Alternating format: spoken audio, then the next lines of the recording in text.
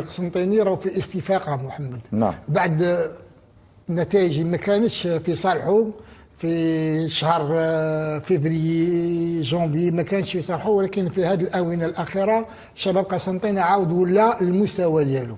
المقابله راح تكون صعيبه صراحه، راح تكون صعيبه. مقابله نهضه بركان فريق قوي، وخاصه يعني مقابلات العوده اللي يعرف يحسن من اللعب خارج الديار. شفناه في كاس المقابله الاخيره امام ابيجان، وين فاز 1-0 في كوت ديفوار و1-0 في بركان. ولكن تبقى الحظوظ متكافئه. شباب قسنطينه فريق اللي عنده لاعبين، عنده مدرب عنده تجربه، نفس الشيء اللي نهضه بركان اللي عنده معيز الشعباني اللي هو ايضا عنده تجربه كبيره في افريقيا، فاز بلقبين تاع رابطه الابطال. نعم. مع الترجي التونسي.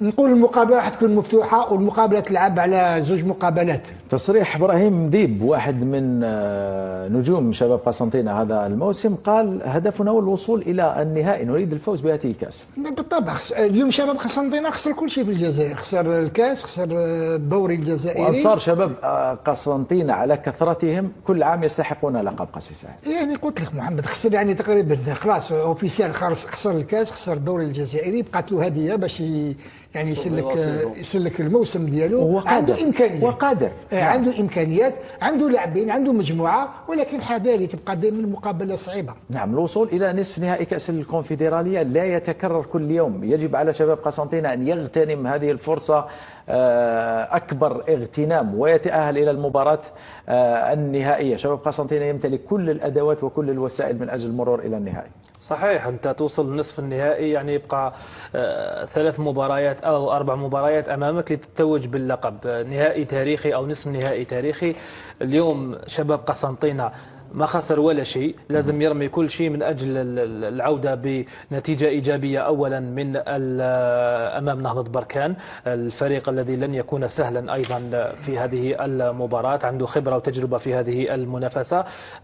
في مباراة العودة أيضا يجب أن يكون الفريق مركزا بشكل كبير من أجل ضمان التأهل إلى النهائي. ليس صعب، ليس مستحيل، لكن صعب وليس مستحيل. بإمكان شباب قسنطينة الوصول إلى النهائي. خبرة المدرب خير الدين ماضوي ستقول كلمتها ربما في هاتين المباراتين أمام نهضة بركان. خبرة بعض اللاعبين في شباب قسنطينة، التركيز يجب أن يكون كبير داخل أرضية الميدان في حال أراد شباب قسنطينة مواصلة المشوار في هذه المنافسة. ميدو، ما هي حظوظ شباب قسنطينة في التأهل للمباراة النهائية، خاصة أنه يواجه ناديا ليس عملاقا على المستوى القاري، ولكنه أصبح يمتلك أكثر خبرة في السنوات الأخيرة بوصوله المتكرر إلى أدوار متقدمة من هذه المنافسة. نعم. دور النهائي أمام الزمالك المصري، وخسر اللقب قبل 3 سنوات من الآن، وفاز باللقب. نعم، فاز باللقب، وبعدها فاز بلقب السوبر الإفريقي.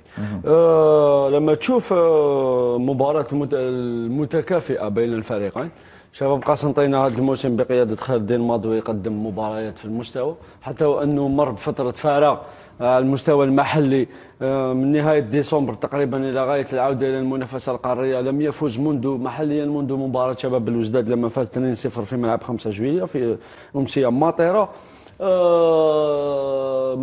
افريقيا هذا شيء بديهي، لانه افريقيا سي نوتر موتيفاسيون بالنسبه للاعبين. لا يحتاج المدرب الى القاء خطاب تحفيزي قبل مباراه مثل هذه. هما اللاعبين هذو تاع شباب قسنطينه دخلوا تاريخ، لانهم اول مجموعه في تاريخ سياسي توصل لنصف نهائي منافسه قاريه، وهذا في حد ذاته يعد انجاز بالنسبه للسياسي. بقي عليهم اكمال المهمه. لما تتحدث مع لاعبين شباب قسنطينه يقول لك بالنسبه لنا كل الامور مؤجله الى ما بعد الفوز بكاس الكاف. يعني اللاعبين واعيين وحابين يفوزوا بلقب كاس الكاف.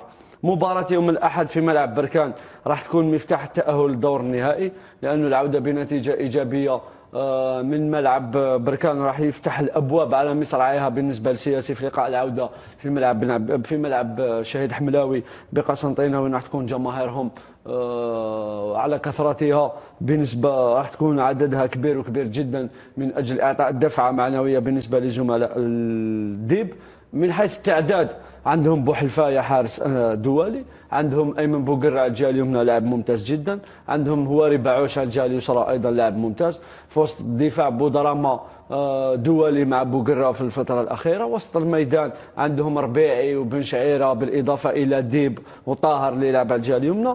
في الهجوم أيضا أسماء وازنة بوجود بالحسيني، بوجود أيضا منذر طمين، بوجود بن شاعة مواقي في كرسي الاحتياط. يعني عندهم تشكيلة يقدروا يقارعوا بها. لن يلعبوا لا ريال مدريد ولا برشلونة ولا سان داونز، سيلعبون أمام نهضة بركان. صحيح أنه فريق ممتاز جدا هذا الموسم في الدوري المغربي، فريق متخصص في كأس الكونفدرالية في السنوات الأخيرة، لكن شباب قسنطينة حظوظه بين يديه من أجل تأهل تاريخي كمرحلة أولى إلى النهائي، وبعدها البحث عن الفوز باللقب، خاصة من الجهة المقابلة لم يبقى سوى سيمبا أخطر فريق ممكن يواجهه في النهائي شباب قسنطينة. والجماهير الرياضية الجزائرية من دون شك ستكون كلها بدون استثناء خلف نادي شباب قسنطينة، الممثل الجزائري الوحيد في المنافسات الإفريقية بعد إقصاء مولودية الجزائر من دوري أبطال إفريقيا وإقصاء اتحاد العاصمة على يد شباب قسنطينة من كأس الكونفدرالية. إن شاء الله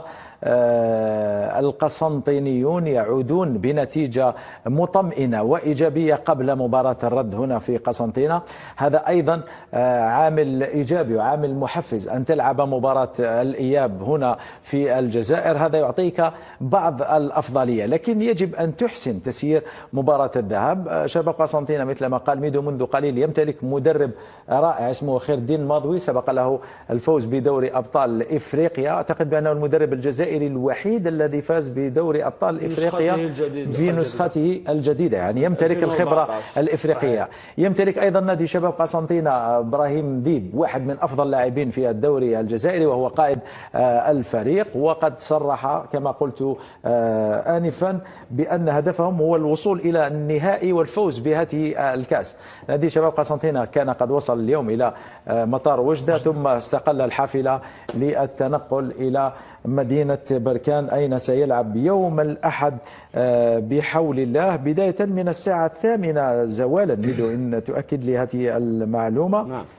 نعم الساعة 8 قد زوالا الساعة 8 ليلا بالتوقيت الجزائري. عفوا مشاهدي الأفاضل، إذا كل التوفيق للنادي الرياضي القسنطيني الذي نريد رؤيته يرفع هذه الكأس الغالية في نهاية هذا الموسم. قبل ذلك الكاف كانت قد أصدرت أو فرضت غرامة ضد شباب قسنطينة قدرها 15,000 دولار وتفعيل عقوبة مغلقة قدرها 10,000 دولار بسبب إشعال الألعاب النارية الشماريخ الفيميجان في لقاء اتحاد العاصمة.